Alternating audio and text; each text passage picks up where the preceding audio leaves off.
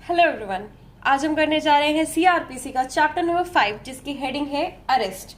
उसका second part. First part में हमने किया था सेक्शन नंबर 41 से लेकर के 52। इस पार्ट में हम करने वाले हैं सेक्शन नंबर 53 से स्टार्ट करके इसके आगे के सारे सेक्शंस हम लोग कंप्लीट करेंगे। कहाँ तक आते हैं सारे सेक्शंस एक बार मुझे नीचे कॉमेंट करिएगा, क्योंकि मैंने पिछले वीडियो में आपको बताया है। ठीक है, अब हम स्टार्ट करते हैं इसके सेक्शन नंबर 53, 53A और 54 से। अब देखो, सबसे पहले बात होती है एग्जामिनेशन की। अब मैं एग्जामिनेशन की इंपॉर्टेंस बता दूं। एग्जामिनेशन, फिर इसके बाद आइडेंटिफिकेशन ऑफ द पर्सन, ये सब देखो। एक कोई अक्यूज होता है, किसी को मान लो अक्यूज बना दिया, उसको पुलिस ने पकड़ लिया, ठीक है, तो उसकी जो जांच पड़ताल होनी चाहिए उसके केस की, यानी कि इन्वेस्टिगेशन होनी चाहिए। इन्वेस्टिगेशन क्या है? Right of accused. ठीक है, investigation is equals to right of accused. Investigation जो है राइट ऑफ अक्यूज्ड है। तो अक्यूज की ये जो राइट है, अक्यूज को आपने पकड़ लिया, अरेस्ट वगैरह हो गया, अब पोस्ट अरेस्ट क्या होगा? ये राइट फॉलो अप होगी। ठीक है, तो अब इसमें एग्जामिनेशन होगा, आइडेंटिफिकेशन होगा, और फिर इसके बाद मेडिकल एग्जामिनेशन मजिस्ट्रेट के पास ले जाया जाएगा। मेडिकल एग्जामिनेशन वगैरह जो है देखो वो तो हो चुके हैं, उससे आगे के प्रोसीडिंग्स हैं। ठीक है, अब देखो मेडिकल एग्जामिनेशन वगैरह भी है ना। अब इसके बाद आते हैं सबसे पहले सेक्शन नंबर 53 पे। सेक्शन नंबर 53 में बात हो रही है examination of accused by medical practitioner at the request of the police officer. 53 यानी कि क्या है? Request of the police officer है। ये कौन है? पुलिस ऑफिसर है, ये इसकी रिक्वेस्ट पे, ठीक है, ये इनका एग्जामिनेशन करेंगे अक्यूज्ड का। देन सेक्शन नंबर 53A बात करता है examination of person accused of rape by medical practitioner. Medical practitioner है, कोई अक्यूज होगा, वो क्या है, उसने रेप किया होगा और उससे रिलेटेड क्या है, एग्जामिनेशन होगी। तो इससे क्या हो जाएगा? एक एग्जामिनेशन हो जाएगा और पता चल जाएगा कि he is the real accused और नॉट। ठीक है, नेक्स्ट इसके बाद आता है सेक्शन नंबर 54। सेक्शन नंबर 54 बात करता है जनरल एग्जामिनेशन के बारे में, यानी कि ये जो है ये है मैंडेटरी। ठीक है, ये मैंडेटरी है। अब इसका जो बेरेक में लिखा हुआ है वो है examination of arrested person by medical officer. ठीक है, मेडिकल ऑफिसर कौन करेगा? मेडिकल एमओ, मेडिकल ऑफिसर करेगा। ठीक है, जो भी गवर्नमेंट ने इस चीज के लिए अपॉइंट किया होगा। ये वाला हो गया 53, 53A, 54। एक तरह से एक ट्रायंगल फॉर्म करता है ये वाला, और सबसे इंपॉर्टेंट है सेक्शन नंबर 54 जो कि जनरल है। नेक्स्ट इसके बाद आते हैं सेक्शन नंबर 54A पे। सेक्शन नंबर 54A बात करता है सेक्शन नंबर 54A बात करता है आइडेंटिफिकेशन ऑफ पर्सन अरेस्टेड। ठीक है, यानी कि ये देखो, ये कई सारे लोग हैं अपना बिल्ला लेके खड़े हुए हैं, किसमें? आइडेंटिफिकेशन चेम्बर में। पर्सन जो फिर इसके बाद एक पर्सन है, उसको उनके आइडेंटिफिकेशन के लिए लेके आया गया है। ठीक है, आइडेंटिफिकेशन ऑफ पर्सन अरेस्टेड, और कोई चीज नहीं है, उसकी आइडेंटिफिकेशन जरूरी है। ये जो डायग्राम है ये उसको रिप्रेजेंट कर रहा है, जरूरी नहीं है ये प्रोसेस ऐसे होता हो। ठीक है, देन इसके बाद आता है सेक्शन नंबर 55। सेक्शन नंबर 55 बात कर रहा है procedure when police officer depute subordinate to arrest without warrant. Police officer है, उसके पास राइट है, पर अब वो किसको भेज रहा है? सबऑर्डिनेट को भेज रहा है, ताकि वो क्या करे? अरेस्ट करे विदाउट वारंट।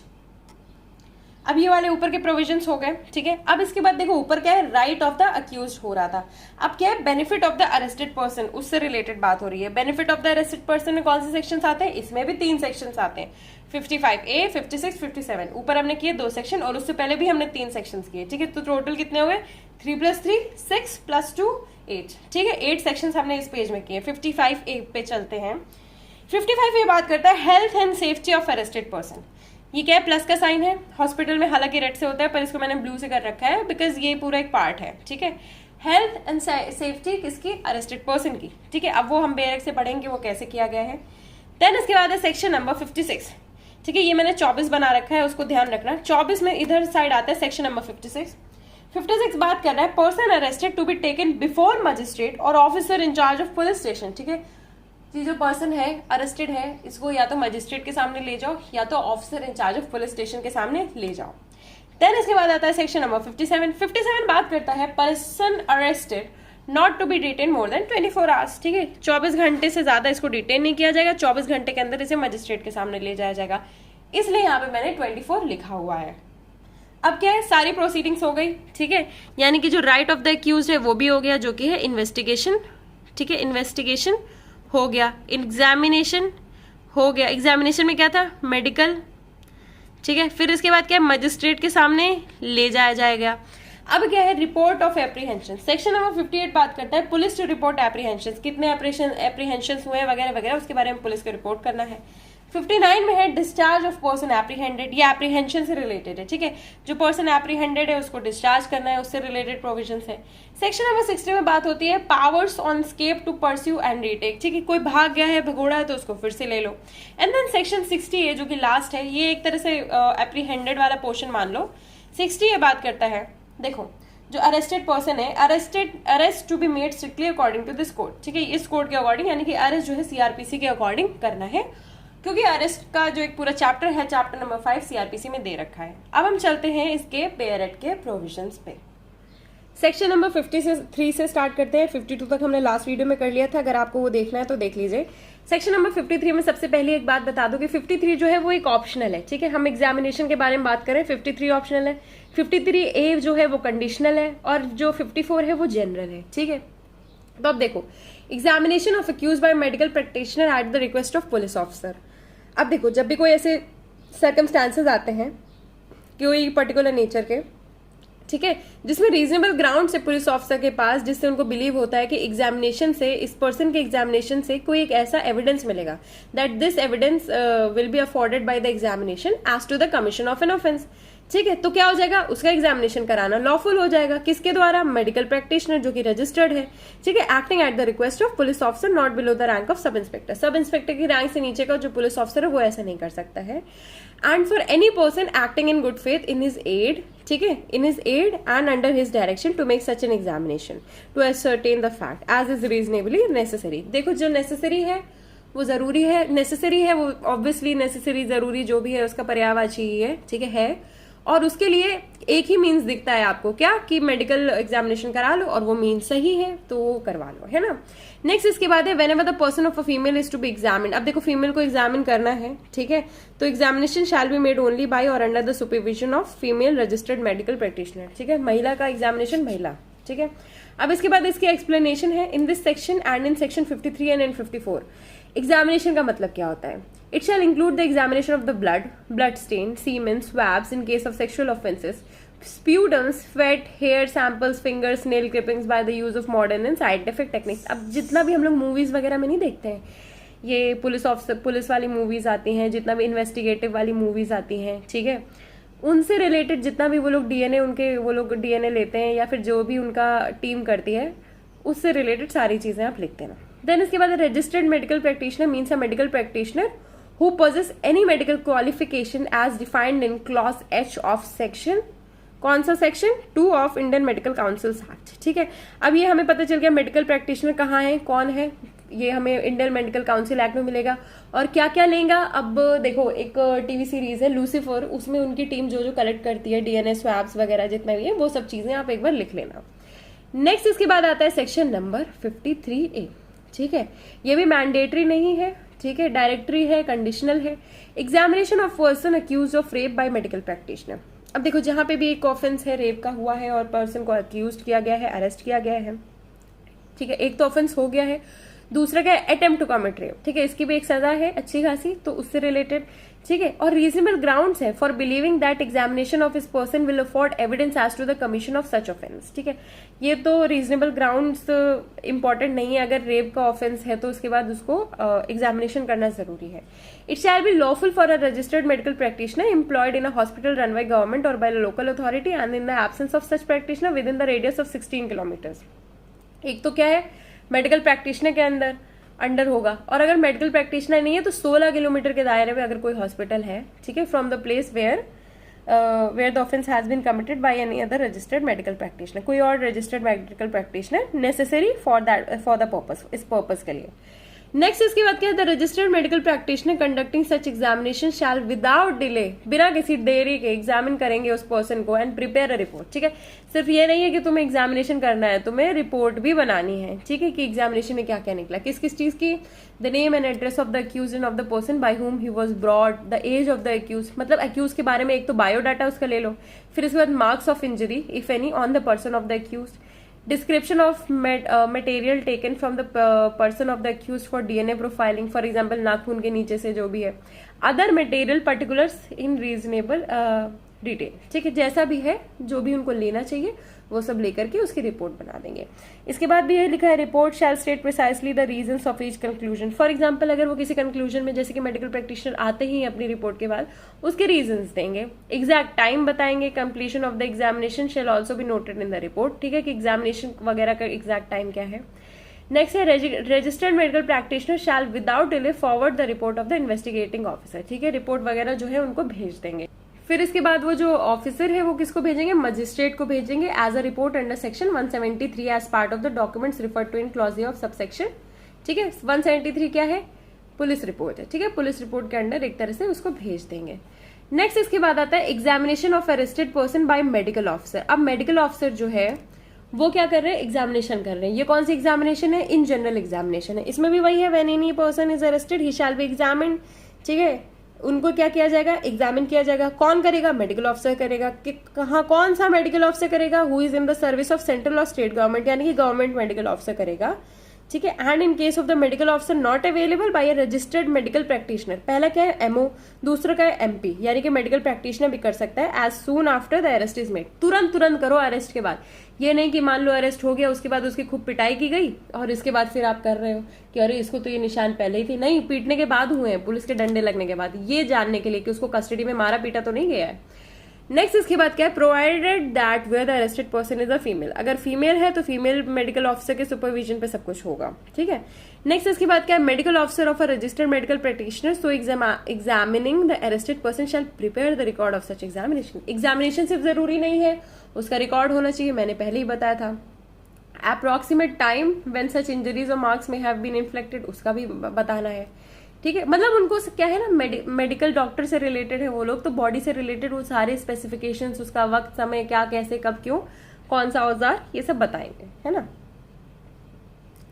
उसके बाद है when an examination is made under subsection 1, examination अगर सबसेक्शन 1 में किया गया है, a copy of the report of such examination shall be furnished by the medical officer, ठीक है, यानी कि कॉपी ली जाएगी और registered medical practitioner as the case में भी टू अरेस्टेड पर्सन और the person nominated by such arrested person, यानी कि उसकी जो कॉपी है, अब मेरी रिपोर्ट्स है तो मेरी रिपोर्ट्स मुझे तो दिखाई दो, भले ही मैं एक्यूज हूं पर मुझे मेरी रिपोर्ट्स दिखाने की राइट है, मेरे पास है, तो उसको दिखा दो, या फिर अरेस्टेड पर्सन जिसको भी नॉमिनेट करता है उसको दिखा दो। अब इसके बाद है section number 54A, identification of person arrested. इसका मतलब क्या है, टेस्ट आइडेंटिफिकेशन परेड। अब हमने टेस्ट आइडेंटिफिकेशन परेड एक जगह और पढ़ा था, कहां पढ़ा था, सेक्शन नंबर 9 में पढ़ा था, किसमें, इंडियन एविडेंस एक्ट के सेक्शन नंबर 9 में पढ़ा था, ठीक है, कि फैक्ट जो भी नेसेसरी है फॉर आइडेंटिफिकेशन वगैरह से रिलेटेड, ठीक है, उस चीज से रिलेटेड। अब इसमें identification of the person arrested में क्या है, where a person is arrested on a charge of committing an offence, कोई इंसान है उसको अरेस्ट कर दिया गया है एक चार्ज पे, and is identification bye any other person, किसी और पर्सन से आइडेंटिफिकेशन जरूरी है for the purpose of investigation, क्योंकि इन्वेस्टिगेशन उसका राइट है, of such offence the court having jurisdiction may on the request of the officer, ठीक है, कोर्ट क्या करेगा, ऑफिसर बोलेगा सर हमें करवानी है, तो उनके रिक्वेस्ट पे क्या कर देगा, of the officer in charge of the police station direct the person so arrested to subject himself to identification. देखो कोर्ट बोल देगा कि तुम अपने आप को सब्जेक्ट करो आइडेंटिफिकेशन के लिए, क्योंकि अरे इन पुलिस ऑफिसर ने बोला है और पुलिस ऑफिसर अभी फिलहाल तो तुमसे ज्यादा इंपॉर्टेंस रखते हैं क्योंकि तुम अक्यूज्ड हो।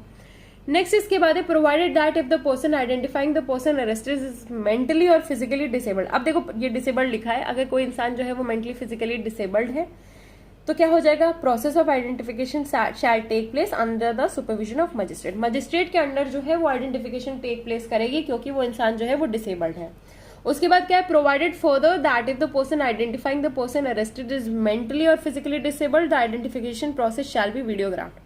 क्या है, डिसेबल्ड है तो उसको वीडियोग्राफ भी किया जाएगा ताकि उससे जोर जबरदस्ती ना करवाई गई हो, ये पता करने के लिए कि बार बार कोई ये चीज नहीं करेगा, है ना। उसके बाद आता है सेक्शन नंबर 55, ठीक है। 54A और 55 दोनों अलग अलग हम लोग ने किए थे।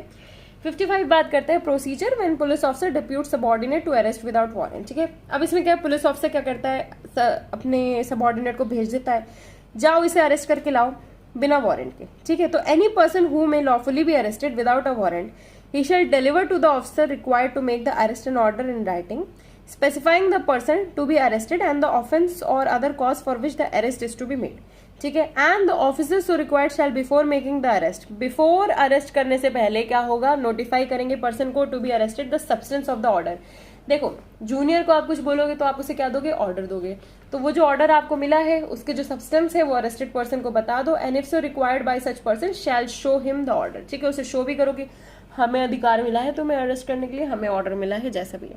Nothing in subsection 1 shall affect the power of a police officer to arrest a person under section 41, ठीक है, कुछ भी अफेक्ट नहीं करेगा इधर उधर के सेक्शंस को। अब आता है सेक्शन 55 ए। 55 ए, 56 और 57 जो है हमने एक साथ किया था, किस चीज के लिए, एक बार देख लो, फॉर द बेनिफिट, किसका, for the benefit of arrested person, ठीक है, 55 ए, 56 और 57। अब 55 ए में आते हैं। 55 ए बात करता है health and safety of arrested person. It shall be the duty of the person having the custody of an accused to take reasonable care of the health and safety of the accused. अब तुमने अपनी custody में ले लिया, वो मर गया तो कौन जिम्मेदार होगा, तुम ही होगे, बीमार हो गया तो, इबोला हो गया तो, कोरोना वायरस हो गया तो तुम जिम्मेदार हो गए, ठीक है। इसीलिए जब कस्टडी में लेने की बात आती है और हेल्थ सही नहीं होती है तो वो कोर्ट जो होता है अपनी कस्टडी में नहीं लेता है, पुलिस ऑफिसर अपनी कस्टडी में नहीं लेते हैं। सेक्शन नंबर 56 में है person arrested to be taken before magistrate or officer in charge of police station, ठीक है, यानी कि क्या है, पर्सन को अरेस्ट कर लिया, अब उसे या तो मजिस्ट्रेट के सामने ले जाओ या तो किसी पुलिस स्टेशन पे ले जाओ। अब देखो police officer making an arrest, officer arrest कर रहा है बिना वारंट के, ठीक है, विदाउट अननेसेसरी डिले, बिना अननेसेसरी डिले के, हेयर इन कंटेंट, और फिर इसके बाद प्रोविजंस ऑफ बेल से मिलते हुए क्या करेंगे, टेक और send the person arrested before a magistrate having jurisdiction in the case, ठीक है, और before the officer in charge of police station, यानी कि बड़े साहब के पास आपको भेजना है जिस भी इंसान को आपने पकड़ा है, ठीक है। अब देखो ये 24 घंटे वाला प्रोविजन इधर तो नहीं है पर 24 घंटे जैसा ही है। नेक्स्ट इसके बाद है सेक्शन नंबर 57। सेक्शन नंबर 57 में यही है, person arrested not to be detained more than 24 hours. 24 hours इसमें जरूरी है। इसमें भी क्या है, no police officer shall detain in custody a person arrested without warrant. इन दोनों में क्या सिमिलैरिटी है, बिना वारंट के, ठीक है, for a longer period than under all the circumstances of the case is reasonable, ठीक है, and such period shall not in the absence of a special order of a magistrate under section 167 exceed 24 hours। दूसरी जगह जहां पे 24 hours लिखा हुआ है वो क्या है, 167 है। Exclusive of the time necessary for the journey, यानी कि इसमें कौन सा टाइम एक्सक्लूडेड है, अरे ट्रैवलिंग टाइम एक्सक्लूडेड है, अदरवाइज बाकी सारा टाइम तो इंक्लूसिव है, ठीक है, कि तुम इतने टाइम में अगर तुमने पकड़ा है तो ले आओ, रास्ते में टाइम लग रहा है तो ठीक है, हम तुम्हें इतने टाइम के लिए बोल देते हैं, छोड़ देते हैं, पर तुम्हें लाना है। इसके बाद आता है सेक्शन नंबर 58। सेक्शन नंबर 58 और 59 में हमने एप्रीहेंशन की बात की है। Police to report apprehension, police जो है एप्रीहेंशन वगैरह को रिपोर्ट करेंगे। Officer in charge of police station shall report to the DM, ठीक है, किसको, डिस्ट्रिक्ट मजिस्ट्रेट को, ठीक है, और if so direct to the SDM, ठीक है, अपने से जूनियर को डायरेक्ट करते हैं तो वो क्या करेंगे, the cases of all person arrested without warrant within the limits of their respective station whether such person have been admitted to bail और अदरवाइज। इतना क्या है, रिपोर्ट करना है, एक सिंपल रिपोर्टिंग की बात है। ऊपर तो क्या है, तुम एक पुलिस ऑफिसर हो, तुम्हारे पे कोई अक्यूज आया है, तुम उसको 24 घंटे के अंदर लेके आए हो, साथ साथ में ये भी बता दो कि तुमने कितने एप्रीहेंशन वगैरह किए हैं, ठीक है। नेक्स्ट है section number 59, discharge of person apprehended. No person who has been arrested by a police officer shall be discharge except on his own bond, ठीक है, पुलिस ऑफिसर अगर करता है अरेस्ट तो उसको ऑन बॉन्ड में, अपने बॉन्ड में या फिर ऑन बेल उसको क्या किया जाएगा, डिस्चार्ज किया जाएगा under the special order of magistrate. या तो पहला क्या है, ओन बॉन्ड, दूसरा क्या है, बेल, तीसरा क्या है, मजिस्ट्रेट के special order. Special order magistrate से ले आओ अगर पुलिस ऑफिसर नहीं छोड़ रहा है तो। इसके बाद आता है section number 60, power on escape to pursue and retake. कोई भाग गया, ठीक है, if a person in lawful custody escapes और इज रेस्क्यूड, ठीक है, the person from whom custody he escapes और वाज रेस्क्यूड में immediately pursue and arrest him in any place in India. मान लो भाग गया, दिल्ली से भाग गया, राजस्थान लेने चले जाओ, पकड़ने चले जाओ, कोई ऐसी दिक्कत नहीं है। नेक्स्ट है the provisions of section 47 shall apply to arrest under subsection 1 although the person making any such arrest is not acting under a warrant and is not a police officer having authority to arrest। क्या है, provisions है किसके, section number 47 के, कहाँ apply होंगे, arrest under subsection 1 में, although the person making any such arrest is not acting under warrant and is not a police officer, ठीक है। इसके बाद लास्ट आता है सेक्शन नंबर 60A। बहुत इंपॉर्टेंट नहीं है पर एक जनरल बात बता रहा है कि अरेस्ट वगैरह जो है वो स्ट्रिक्टली अकॉर्डिंग टू ये कोड से बनेंगे, ठीक है। No arrest shall be made except in accordance with the provisions of this code or any other law for the timing in force providing for arrest. क्योंकि अरेस्ट का इन्होंने एक explicitly chapter दे रखा है, अरेस्ट इन्हीं के अकॉर्डिंग होगी वरना नहीं होगी। तो आई होप आपको ये वीडियो अच्छा लगा हो। बहुत शॉर्ट में मैंने आपका ये कंप्लीट करवा दिया पूरा, ऑलमोस्ट 60 मिनट्स के अंदर अंदर आपका ये पूरा चैप्टर 5 हो रहा है। एक बार आप कर लो, उसके अगली बार आपको क्या होगा, सिंपल पड़ेगा, 2x की स्पीड में आप देख लोगे तो ईजी हो जाएगा। अगर आपको ये वीडियो अच्छा लगता है तो please do like share comment, और अगर आप इस चैनल को सपोर्ट करना चाहते हो, ठीक है, सपोर्ट करना चाहते हो तो please like share and subscribe, ठीक है, LSS करना है आपको, इसकी भी मैंने ट्रिक बना दी है, like share subscribe. Please subscribe करो, शेयर करो, ताकि ये चैनल ग्रो करे और मुझे एक प्रोत्साहन मिले कि मैं और वीडियोस ला सकूं, ठीक है। हिंदी इंग्लिश दोनों में लाती हूँ मैं, कीवर्ड्स दोनों के बताती हूँ मैं। कीवर्ड्स तो हिंदी के मैं नहीं बताती हूँ बिकॉज इंग्लिश मीडियम है मेरा, बट एक तरह से आपको एक इंग्लिश एक समझ में आ जाती है चीज़ें कि कैसे आपको अच्छे से आएंगी। बहुत ईजी हो जाता है स्पेशली नॉर्थ इंडियंस के लिए समझना मेरे लैंग्वेज में। और अगर आपको अच्छा लगता है और चाहते हो कि ये चैनल ग्रो करे तो please do subscribe. Thank you.